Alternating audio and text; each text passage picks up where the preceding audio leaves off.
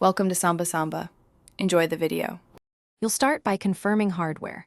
Most laptops lack HDMI in, so make sure you have a dedicated HDMI in laptop or an external HDMI capture device connected via USB. Once that's ready, power on the Xbox and set its display to 1080p in settings so scaling is simpler. Connect the HDMI cable from Xbox to the capture device or HDMI in and plug that device into your laptop. Make sure drivers or capture software install automatically before moving on. Next, open the capture application or the Windows Xbox app and select the HDMI input as your video source.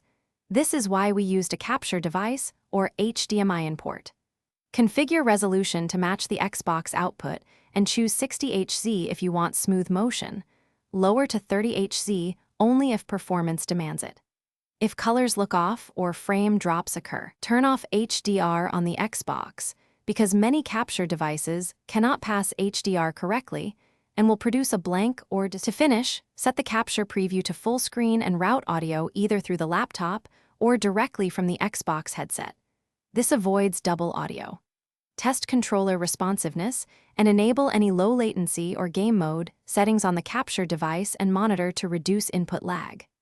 If you don't see a signal, reseat the HDMI cables, power cycle the Xbox and capture device, update drivers and firmware, and try a different HDMI cable or port. That single troubleshooting step often fixes most failures. Thanks for watching.